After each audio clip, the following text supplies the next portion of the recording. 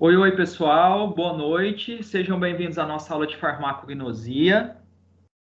Conteúdo de agora, nós iremos falar um pouco a respeito dos chamados óleos voláteis, óleos essenciais, óleos etéreos.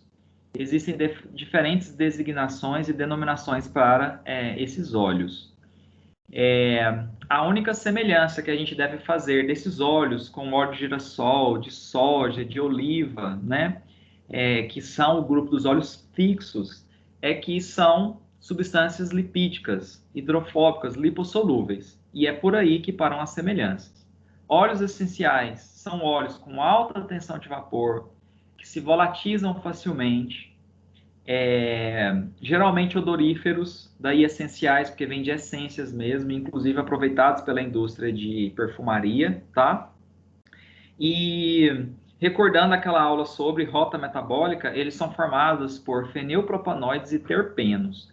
Aqueles óleos fixos é formado por glicerol unido a ácido graxo, por gorduras insaturadas, geralmente líquidas à temperatura ambiente, ou com cadeias saturadas, que são sólidos à temperatura ambiente, né? Mas não se deve fazer nenhuma associação entre eles, a não ser o fato de serem insolúveis em água, serem substâncias lipídicas e hidrofóbicas, tá?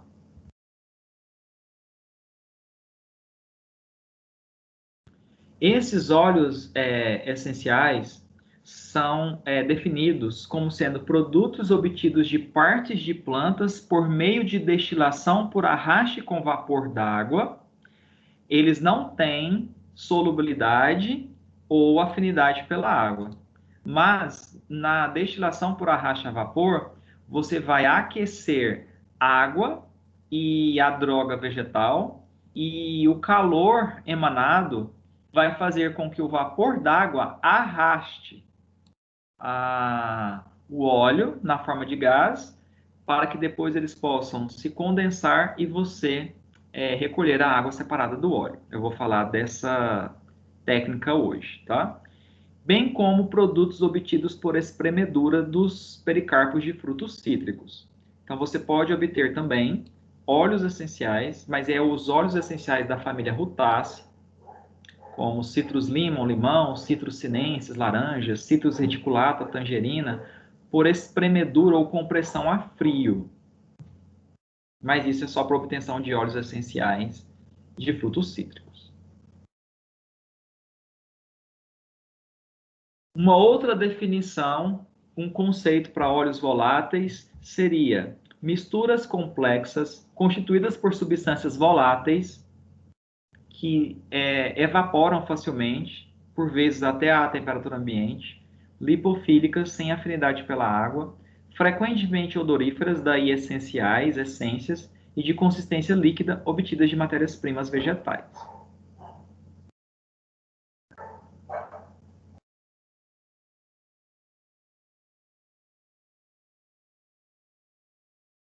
Os óleos voláteis podem receber diferentes denominações. Então, como eu disse para vocês, pode ser óleos essenciais, óleos etéreos, essências. Essas diversas denominações dessa classe derivam de algumas de suas características físico-químicas, tá? Então, por exemplo, a de serem geralmente líquidos, de aparência oleosa à temperatura ambiente, advindo daí a designação de quê? De óleo.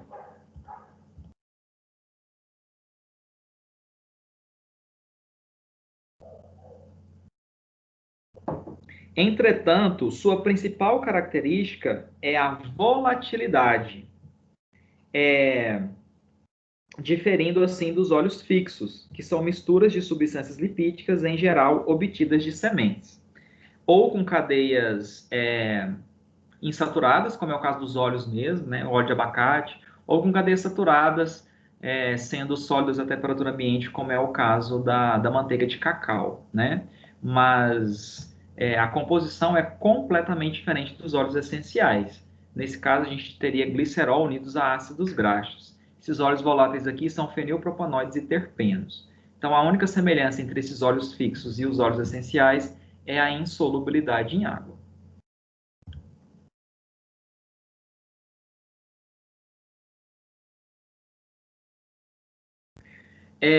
Essenciais faria referência a outra característica importante desses óleos, que é o seu aroma agradável, intenso, na maioria dos óleos voláteis, sendo também por isso chamado de óleos essenciais ou essências.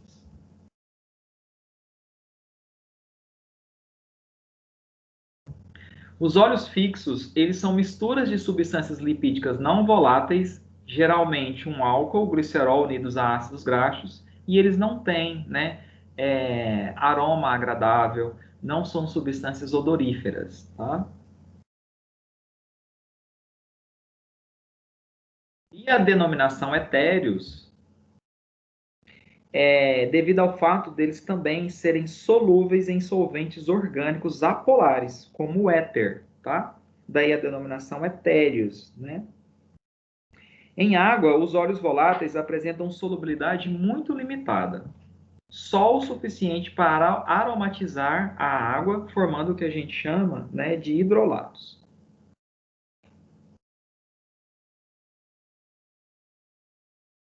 Os óleos essenciais, eles tendem a ter um sabor acre, picante e, por vezes, até mesmo irritante. Então, o óleo essencial na cavidade bucal, por vezes, ele é irritante, tá?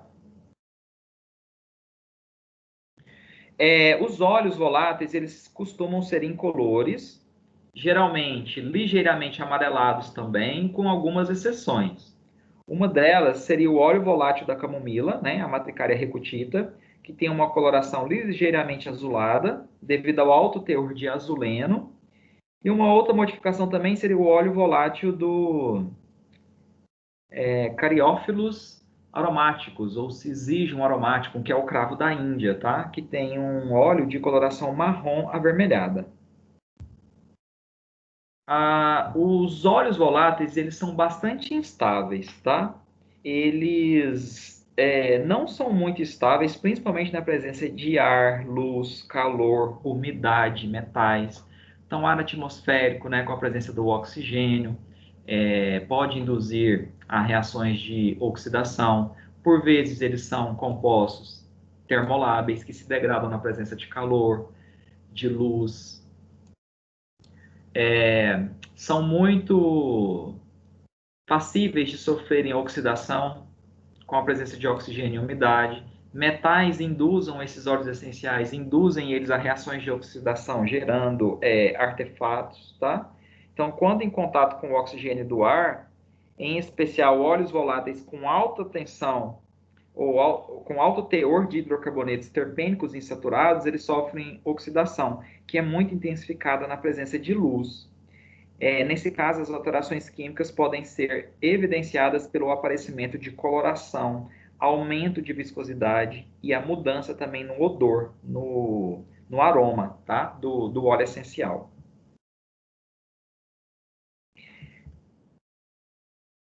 A maioria, pessoal, dos óleos voláteis possui índice de refração, ou seja, uma vez que seus componentes são opticamente ativos, também apresentam valores característicos de rotação óptica, aquelas moléculas do tipo dextrógera ou levógera, né? O que é muito importante, inclusive, para o seu controle de qualidade.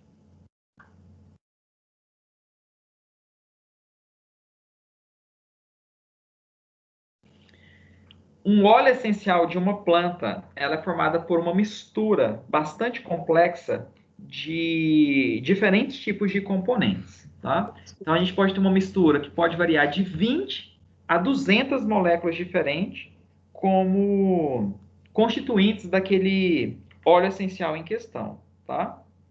Então, já foram descritos, né, alguns compostos que vão estar presentes em maior quantidade, aqueles que vão estar presentes numa quantidade intermediária e aqueles que vão ter baixa porcentagem na composição daquele óleo em questão. Os componentes presentes em maior quantidade, tá? Perfazendo de 20 a 95% da composição do óleo, são chamados de constituintes ou compostos majoritários. Aqueles que perfazem de 1 a, no máximo, 20% da composição do óleo são chamados de constituintes secundários. E nós temos ainda, pessoal, os componentes traço, que seriam aqueles que estariam presentes na composição do óleo em porcentagem inferior a 1%.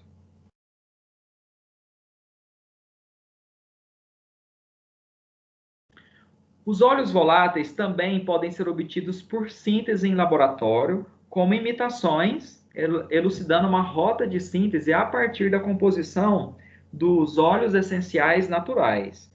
Isso aí principalmente pela indústria de perfumaria, né? Que por vezes pode fazer com que algumas espécies entrem em risco de extinção. Por exemplo, o pau-rosa, a Anipa roseodora, uma espécie nativa da Amazônia, estava entrando em extinção porque ele fornecia um óleo essencial rico em linalol, um dos seus compostos majoritários, e esses óleos essenciais, de um modo geral, eles têm um rendimento muito baixo. É muito pequeno, você precisa de uma grande quantidade de material botânico, de vegetal, né, de secado, para fazer a extração do óleo. E esse linalol entrava na composição do Chanel número 5 e hoje não se entra mais, tá? Perfume é sempre uma combinação de diferentes essências, não é um tipo de essência só, tá? Você tem as essências que vão ser aquelas notas de cabeça ou de saída, as notas intermediárias e de coração, e as notas de fundo ou de fixação. E a mistura delas é que vai dar o odor característico daquele perfume, tá?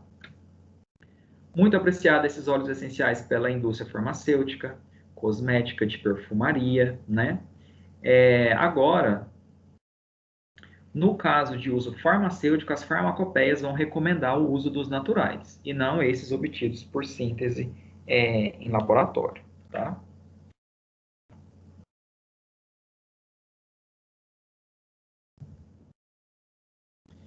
Os óleos voláteis, diferentemente dos óleos fixos, eles têm uma composição muito característica.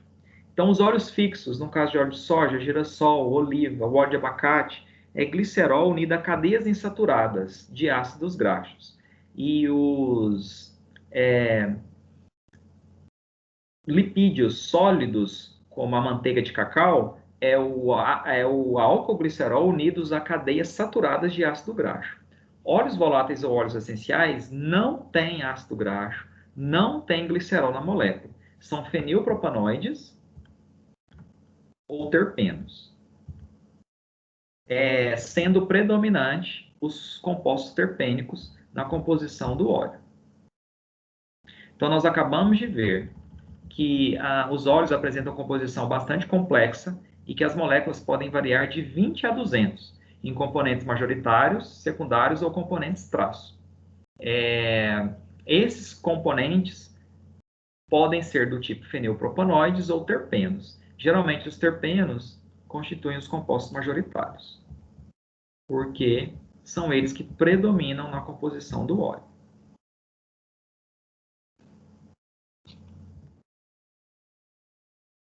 Bom, então nós vamos ver o que são cada uma dessas moléculas, né? Puxando lá da nossa aula da seção 2 da unidade 3, em que a gente falou de rotas metabólicas. Fenilpropanoide são geralmente, né, aqueles compostos derivados da via do ácido químico. O ácido químico, por enzimas em específico, é convertido em fenilalanina, que é um aminoácido, e esse aminoácido fenilalanina é convertido em ácido cinâmico, que é a molécula precursora dos fenilpropanoides, que entra na composição de óleos essenciais. O que caracteriza o fenilpropanoide, pessoal, é o anel aromático, essa cadeia, né, cíclica de carbono, contendo 6 carbonos com duplas ligações conjugadas, unidas a uma ponte lateral de 3 átomos de carbono. 1, 2, 3. Então, isso é o que caracteriza, de um modo geral, os fenilpropanoides. Um exemplo é o eugenol, né, presente no óleo essencial do cravo da Índia. É um dos compostos majoritários do óleo essencial do cravo da Índia. Então, você tem um anel aromático e a ponte com 1, 2, 3 átomos de carbono, que é o eugenol. A partir dele tem o metil-eugenol, tem o metil-isoeugenol, mas todos eles aí como variações da molécula, né, do eugenol, entrando na composição do óleo essencial do cravo da Índia, tá? Só um adendo, pessoal, cumarinas, que a gente vai ver na nossa próxima aula teórica, ela também provém da via do ácido químico, utilizando o ácido cinâmico também como precursor. Tá? Então, o ácido cinâmico, ele pode originar fenil, pode originar cumarinas ou fenilpropanoides que entram na constituição dos óleos essenciais. O outro grupo é o dos terpenos, né? O que é um composto terpênico? O terpeno, ele provém da via do acetato, que é convertido em ácido mevalônico, e esse ácido mevalônico, ele sofre rearranjos na molécula, formando duas unidades biogênicas, pirofosfato de isopentenilo e pirofosfato de metilalilo. Essas unidades biogênicas se rearranjam para formar uma molécula chamada de isopreno. A principal característica da molécula do isopreno é a cadeia com 5 carbonos. 1, 2, 3, 4, 5. Então, o isopreno, ele tem 5 átomos de carbono, e a partir dele a gente forma os compostos terpênicos, os monoterpenos, os sesquiterpenos, os diterpenos, os triterpenos, tem tetraterpeno também, tá? O menor terpeno, que é o monoterpeno, tem 2 isoprenos. Se o isopreno tem 5 carbonos, 2 isoprenos que formam o monoterpeno vão ter 10 carbonos, né? 1, 2, 3, 4, 5, 6, 7, 8, 9, 10. Sesquiterpeno tem 3 isoprenos, 3 vezes 5, 15 carbonos. 1, 2, 3, 4, 5, 6, 7, 8, 9, 10, 11, 12, 13, 14, 15. Os diterpenos têm 2 terpenos. Cada terpeno tem 2 isoprenos. Então, aqui eu vou ter 4 isoprenos. Então, eu vou ter 20 carbonos. Triterpeno, 3 terpenos com 6 isoprenos, vai ter 30 carbono. Só que diterpeno e triterpeno, aí a molécula já está grande. Aí ela já tem dificuldade de volatilizar. Então, o óleo essencial é basicamente monoterpeno e sesquiterpeno. Diterpeno e triterpeno, não, tá? Os monoterpenos, que em todos eles, eu não vou fazer essa contagem aqui para cada um, só um como exemplo. Eu vou ter 2 isoprenos. Cada isopreno tem 5 carbonos, então no total eu vou ter 10. 1, 2, 3, 4, 5, 6, 7, 8, 9, 10. Então, todas essas moléculas aqui são monoterpênicas. Se você fizer a contagem de carbonos, igual o mirceno vai dar 10, tá? Mirceno, linalol, ó, o nerolol era do pau rosa, estava lá no Chanel número 5. Geraniol está na citronela, tá? A cânfora, mentol, né, nos hortelãs, limoneno, nos frutos cítricos, mentona, fenchona está no óleo essencial, por exemplo, dos hortelãs também, tá? Esses aqui são monoterpenos acíclicos, né? Ou seja, são moléculas em que você tem cadeias de carbono que não estão na forma de um anel, ó. Elas são cadeias abertas, não são cadeias cíclicas, tá? Esses aqui são monocíclicos. Tem cadeias carbônicas na forma de um anel com um único anel, um único ciclo, né? Cíclicos vão ter 2. Tridimensionalmente no espaço, ó, essa região aqui seria do outro anel. Mas é que aqui você está vendo de forma plana. Mas na lateral você veria um outro anel unido aqui. Essa parte que eu destaquei em vermelho. E aí aqui a gente tem, né, por exemplo, os as moléculas 10, 14 e 19, 10, 14 e 19 têm hidrocarbonetos insaturados. Então, tenho aqui, ó, duplas ligações na cadeia de carbono. 10, 14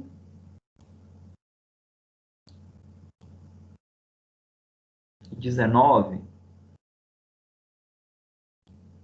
Então, eu tenho insaturações. O que são insaturações? Duplas ligações. Álcoois 11, 12, 13 e 20. Então, 11. O que caracteriza a função álcool? A hidroxila.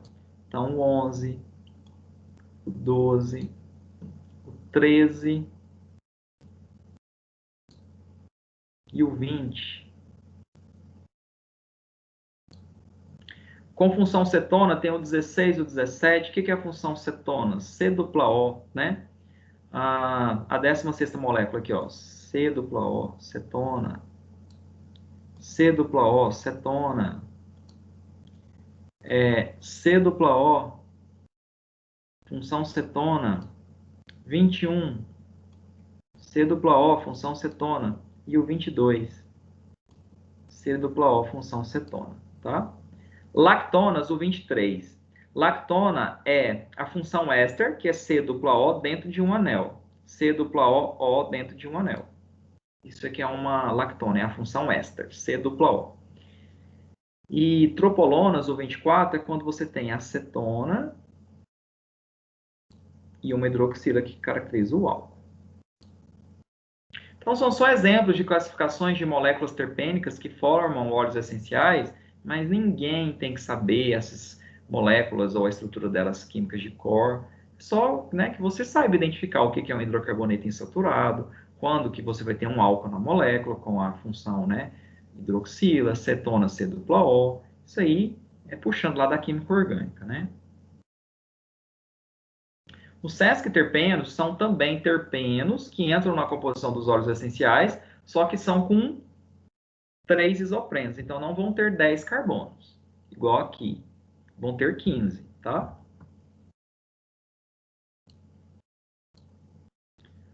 Uma, duas, três, 4, 5, 6, 7, 8, 9, 10, 11, 12, 13, 14, 15.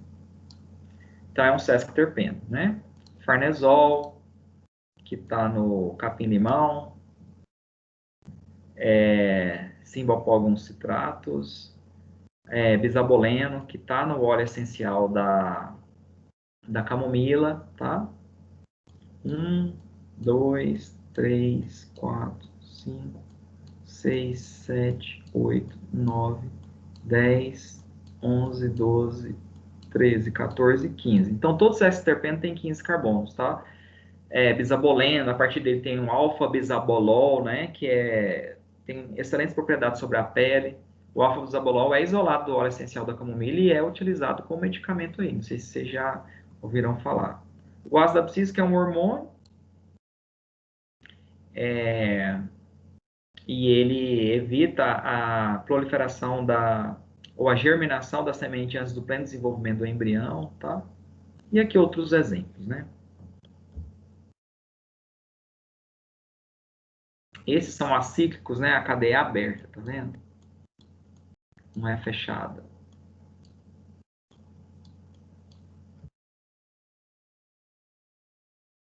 Esse é monocíclico, né? Tem uma única cadeia, um único ciclo aqui, uma única cadeia carbônica fechada, né?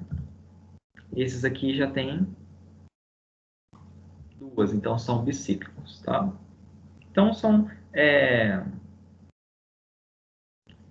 exemplos de categorias químicas, né? Para os sesquiterpenos constituintes dos óleos essenciais. Bom, aonde a gente pode encontrar óleos essenciais nas plantas? Nos mais diferentes órgãos, depende da espécie. Então, a gente tem óleo essencial, não é só em folha, não é só em raiz, não é só em caule, são em diferentes órgãos, nas mais variados, seja órgão vegetativo, flor, fruto, semente, vegetativo, raiz, caule, folha, ou reprodutivo, flor, fruto, semente, tá? Então, varia em diferentes órgãos de uma mesma espécie, inclusive. Então, a gente pode encontrar óleos essenciais em flores, como da laranjeira e da bergamoteira. A gente encontra óleos essenciais em folhas, como do capim-limão, do eucalipto, tem também nas folhas do louro, tá? Em cascas, a gente pode encontrar em cascas de caule, como na canela, né? Podemos encontrar também na madeira, que é o xilema secundário interno, tá? O alburno, cerne, né? Aquela região mais rígida ali, do sândalo, do pau rosa, que é de onde extrai o linalol, que estava no Chanel número 5. E ele é pau rosa porque a parte interna ali do parênquima de preenchimento medular tem uma coloração rosa mesmo, tá? Em raízes, como o vetiver, você encontra também, tá? Em rizomas, né? Aquele caule subterrâneo igual do gengibre, do cúrcuma, que é o açafrão. E em alguns frutos, né?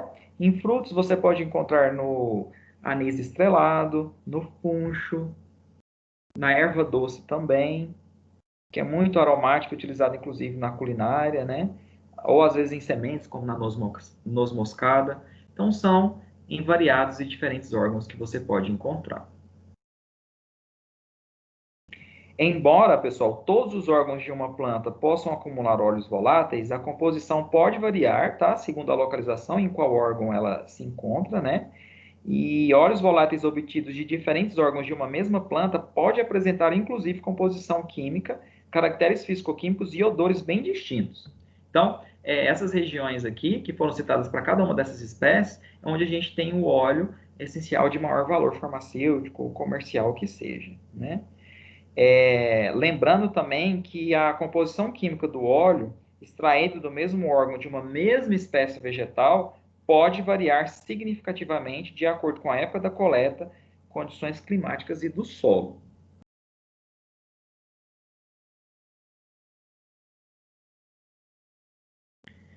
Aonde dentro do órgão a gente encontra o óleo essencial, né? Que eles são encontrados em diferentes órgãos.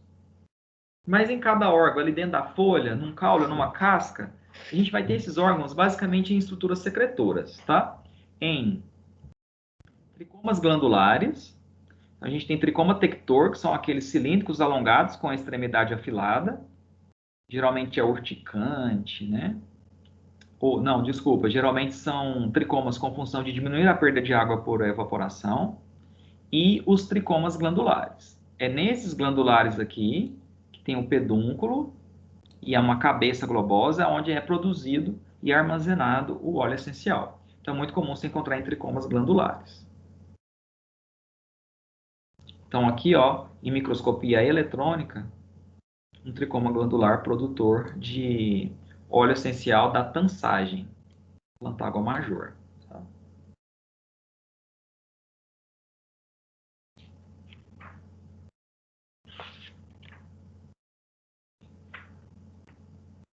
E, além disso, a gente também destaca entre as estruturas secretoras especializadas de óleos essenciais, células oleíferas, que pode ser encontrado na família Gingiberás, que é a do gengibre, na família Lauraceae, que é a da canela, e na Piperaceae, de algumas pimentas, como a pimenta do reino, tá? Essas células oleíferas, pessoal, são células secretoras, normalmente ocorrem isoladas, que a gente chama de dioblastos, e que vão conter, né, os óleos essenciais, substâncias de natureza lipofílica, e ali com alguma função de defesa contra micro-organismos e herbívoros, uma vez que a planta sempre tem uma funcionalidade da substância sintetizada por ela, né? A gente também tem óleos essenciais em cavidades ou bolsas e dutos ou canais, que são estruturas secretoras revestidas por células epiteliais que vão secretar substâncias lipídicas, tá? Geralmente de natureza terpenoide, que é um dos compostos majoritários do óleo essencial, né? Essas estruturas podem ter formato arredondado, né? Ou então espaços alongados. Esses espaços podem ter origem lisígena ou esquizolisígena. As lisígenas são aquelas que vão sofrer lise, rompimento. E a esquizolisígena, elas vão ter uma característica mista, de rompimento ou então de afastamento entre as células para a eliminação do óleo essencial, né? Então, aqui detalhe de um trecho de folha de eucaliptus, mostrando uma cavidade secretora lisígena, aquela que se rompe para liberar o óleo essencial, tá? No caso de bolsas lisígenas, é muito comum também espécies da família Rutaceae, que são os frutos cítricos, limão, tangerina, bergamota, laranja, né? E as bolsas esquizolisígenas, né, vão também ser muito comum em representantes da família Apiaceae, como é da erva doce, e Myrtaceae, como goiaba, jabuticaba, pitanga. Para que planta produz óleo essencial? Lembrando que ela nunca produz pensando no homem. Elas sempre vão ter uma propriedade, né? Uma importância para a manutenção da vida da planta. E aí a gente explora e aproveita aquela substância com potencial medicinal, terapêutico ou propriedade farmacológica. Então, são úteis como alelopatias, que são substâncias produzidas por uma espécie para impedir o desenvolvimento e o crescimento de uma outra espécie, diminuindo a competitividade ali, né, no local, por nutrientes do solo, por exemplo, água. E a principal, por serem voláteis, odoríferos, com aroma agradável, atrai inseto polinizador. Então, a coloração de pétalas da corola de flores e a eliminação dos óleos essenciais atrai insetos polinizadores, né? E eles são irritantes.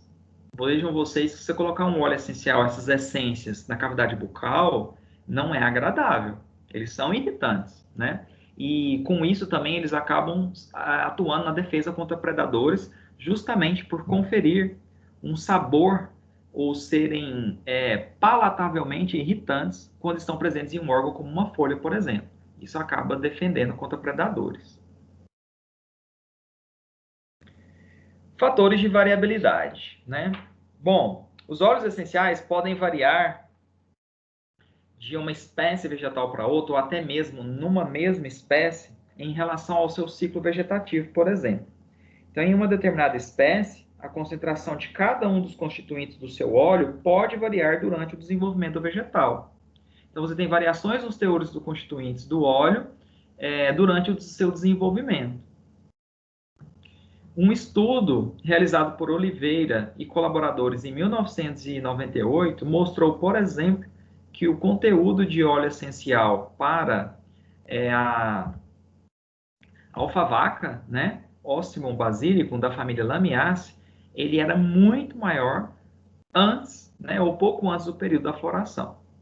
Porque aí depois que a planta entra no período de floração, para entrar em reprodução, ela vai canalizar a energia para a produção de gametas, e aí ela diminui a síntese de alguns compostos, por exemplo, o óleo essencial. Então, numa mesma espécie, você pode ter diferentes concentrações na produção do óleo, dependendo do período em que ela se encontra, ou dependendo da fase do ciclo vegetativo em que ela esteja.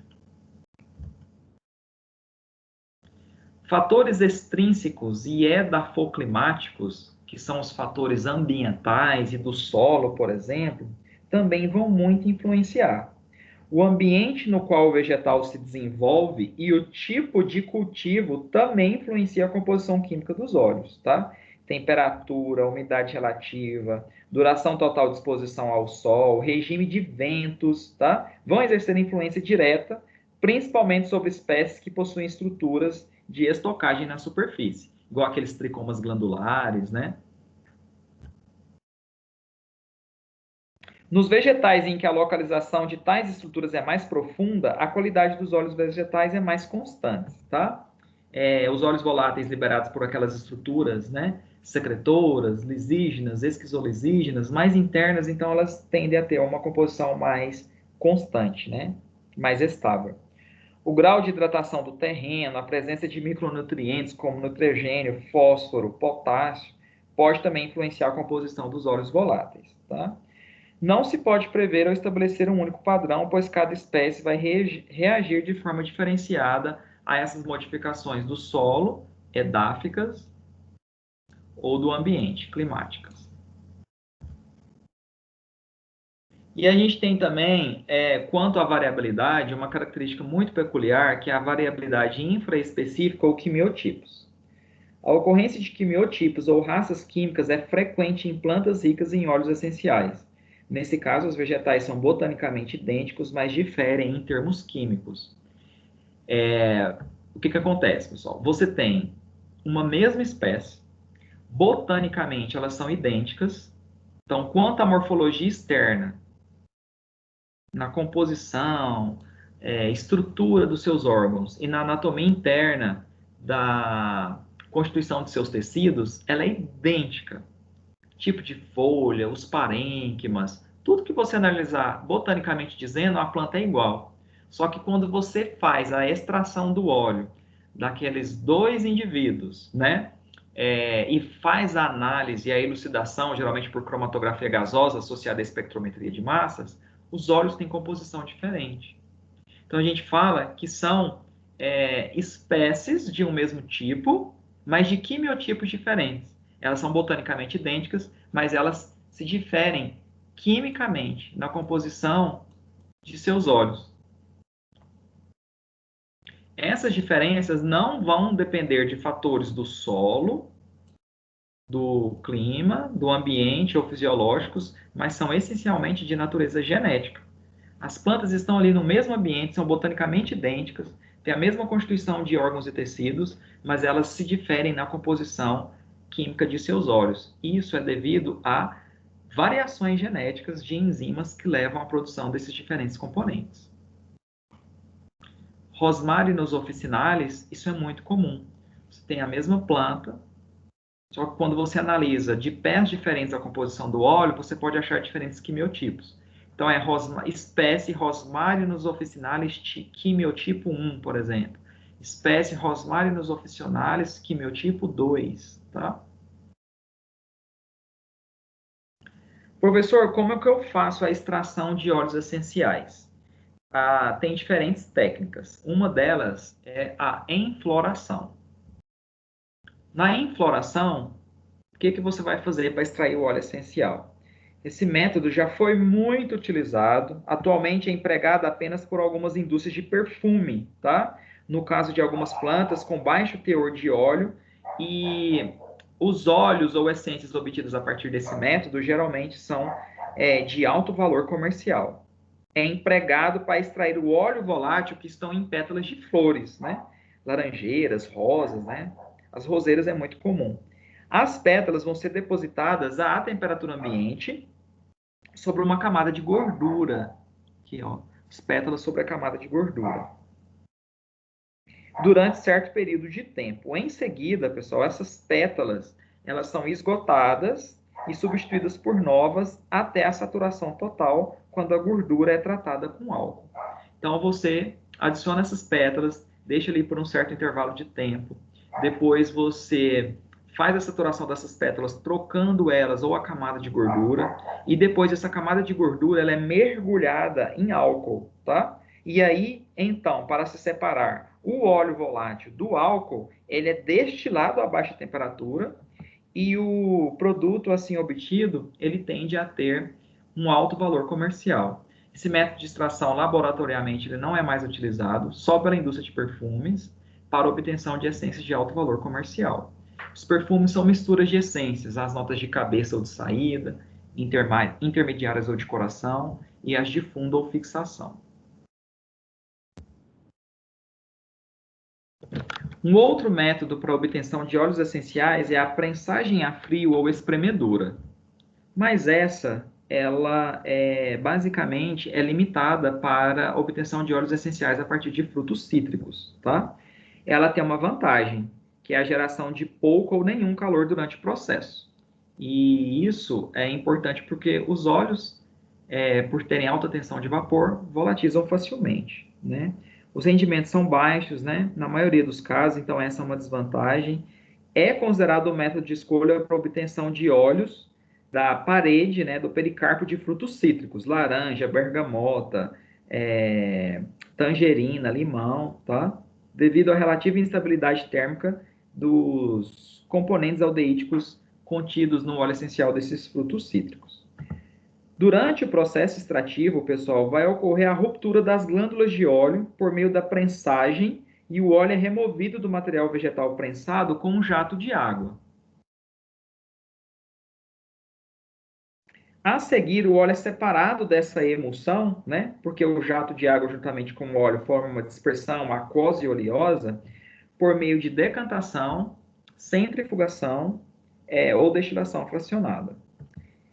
Óleos obtidos por prensagem não são constituídos apenas de substâncias voláteis, eles vão poder também conter cumarina, pigmentos vegetais, entre outros, tá?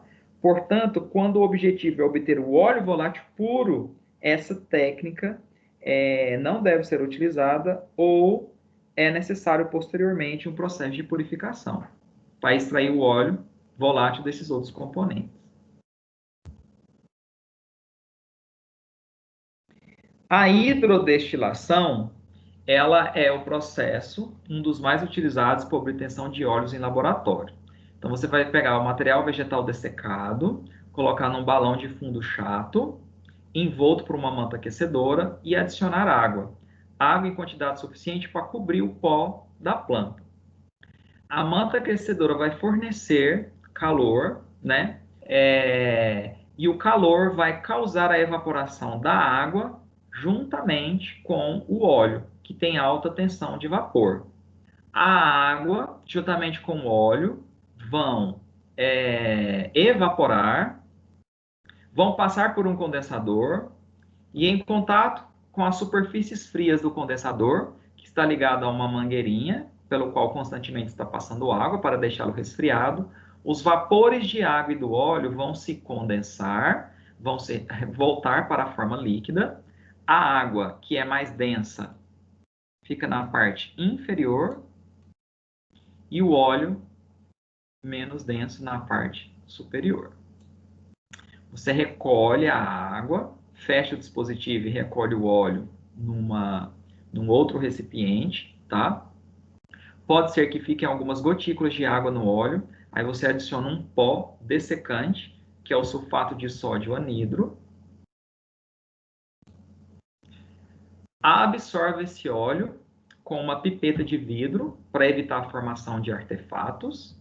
Acondiciona ele em um frasquinho de vidro âmbar, um frasco escuro de vidro âmbar, para ficar ao abrigo da luz, né? E antes de fechar esse frasco com o óleo essencial, você passa ele numa atmosfera de nitrogênio, para que você possa remover o oxigênio daqui e evitar a oxidação do óleo, e então leva para a refrigeração.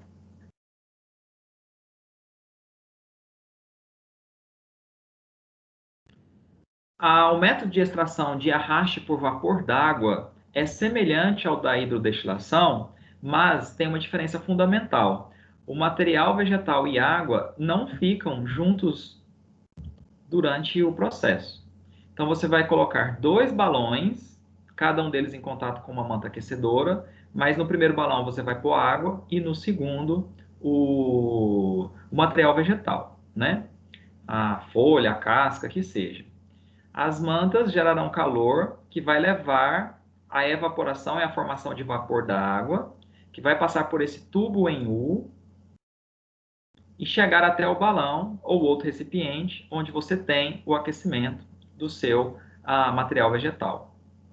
O óleo essencial ou volátil com alta tensão de vapor também vai evaporar e se misturar ao vapor de água. Por isso que se chama destilação por arraste a vapor. O vapor de água vai arrastar as partículas gasosas do óleo, que vão passar pelo condensador. No condensador, tanto a água quanto as partículas do óleo, né, vão perder calor, vão se condensar na forma líquida e serem recolhidas nesse funil de bromo, que a gente chama, onde a mistura vai sofrer decantação, a água, né, mais densa na parte inferior e o óleo menos denso na parte superior, tá? A mistura óleo volátil e água também vai ser separada por diferença de densidade após a condensação pelo a passagem deles aqui no condensador.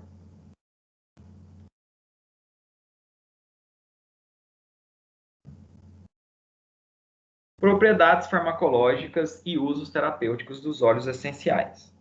Então, já foi descrita para os óleos a atividade antimicrobiana. Quando empregados em concentrações adequadas, esses óleos apresentam a propriedade de danificar micro-organismos, resultando nas atividades contra fungos, antimicótica, contra bactérias, antibacteriana, e contra vírus, antiviral, tá? Tem-se pesquisas na área de engenharia de alimentos com óleos essenciais que sejam agradáveis do ponto de vista do paladar, para ser adicionado a alguns alimentos, para que você não use conservantes, você use o óleo como aromatizante, né? Como no próprio processo culinário, e que também tenha essa propriedade antimicrobiana, né? Preparações farmacêuticas também, que é muito comum sofrer degradação por fungo ou bactéria, igual emulsões, cremes, loções, géis, né? Não necessita de adicionar conservantes, igual metilparabeno, propilparabeno, sintéticos, quando você incorporar nesse creme, nessa loção ou nesse gel, um extrato de uma planta que seja rico em óleos essenciais, né? Como é o caso do óleo do cravo da Índia, exige um aromático, o Cariófilos aromático. Um outro óleo com propriedade antimicrobiana é também o do alecrim e o extraído das folhas do eucalipto.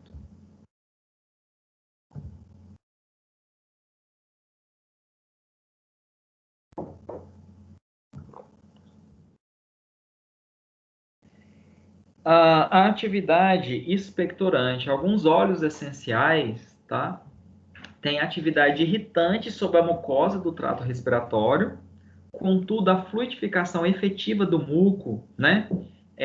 Clivando aquelas pontes de sulfeto e favorecendo a expectoração, depende da dose e da forma de aplicação. Em doses menores, você tem um aumento da secreção brônquica e traqueal, a expectoração. E em doses maiores, você resulta em diminuição de formação de muco, tá? A atividade expectorante já foi descrita para as folhas e inflorescências, né? Para o óleo essencial extraído das folhas e inflorescências do tomilho, Thymus vulgaris. Para o óleo essencial extraído das folhas do Eucalyptus globulus, eucalipto. Para as folhas, né, da menta piperita ou hortelã-pimenta. E atividade expectorante também do óleo essencial extraído do óleo de terebintina, obtido a partir de algumas espécies de pinheiros, tá? Pinus pinaster, por exemplo.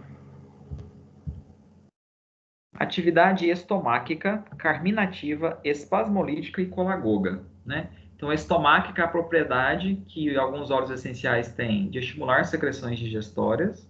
Carminativa, propriedade de diminuir a tensão superficial de gases, né? Esse efeito carminativo. Espasmolítico, propriedade de estimular os movimentos, né, peristálticos e o espasmo do trato gastrointestinal, e colagoga, a estimulação da contração da vesícula biliar para eliminar a bile.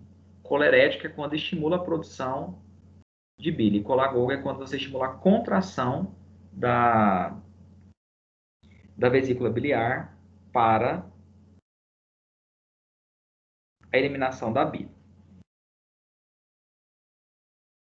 Então, essas propriedades estomáquica, carminativa e espasmolítica já foram descritas para óleos essenciais, como a obtida, né, das cascas da laranja amarga, Citrus aurantium, Para o óleo essencial extraído das folhas, né, da Melissa officinalis. Para o óleo essencial também extraído, né, das inflorescências da camomila.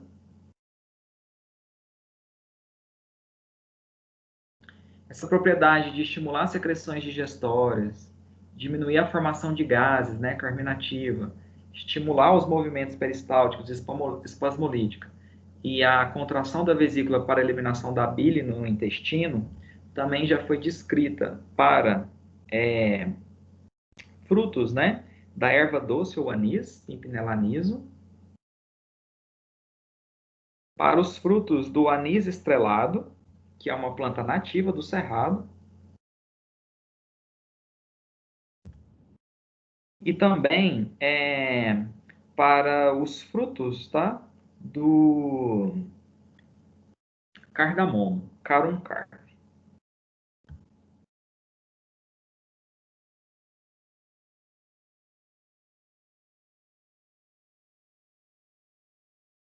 Atividade rubefaciente. Essa atividade é a propriedade que alguns óleos têm de que, quando aplicados sobre a pele, sob massagens e fricções, estimular o fluxo sanguíneo local, exercendo ação estimulante, analgésica, hiperemiante, tá? Empregados em casos de neuralgias, mialgias, contusões, distensões, lesões decorrentes de atividades esportivas, reumatismo ciático, muscular e articular. Então, você incorporaria os óleos essenciais extraídos, né, de algumas espécies em pomadas, né, cremes, géis, linimentos, em alguns emplastros também, tá? Que você adicionaria o óleo essencial em moleskin, que é o tipo de tecido que emite o couro, ou então em um plástico, né? Ou em outro tipo de tecido, constituindo um emplastro para ser aplicado ali sobre o local, né? A aplicação de produtos rubefacientes é acompanhada de sensações como calor, queimação, prurido e também uma leve sensação dolorosa, tá? Óleos voláteis e algumas substâncias isoladas podem ser incorporadas a essas diferentes formulações farmacêuticas para neuralgias, mialgias, contusões, né?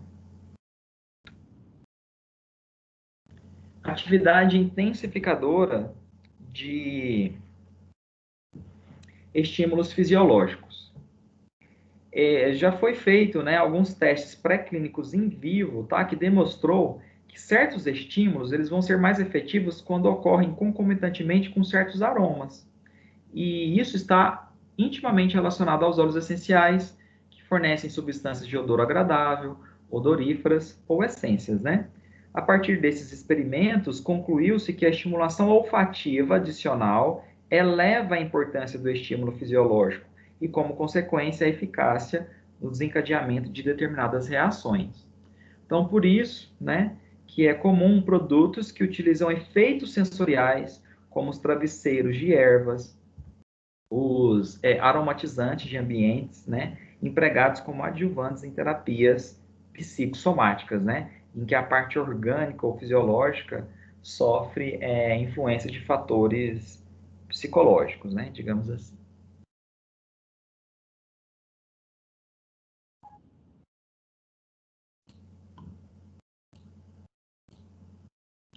Então é isso, pessoal. Com essa parte da aula de óleos essenciais ou voláteis, a gente encerra a aula de hoje. Perguntas, questionamentos, dúvidas, curiosidades, pode falar.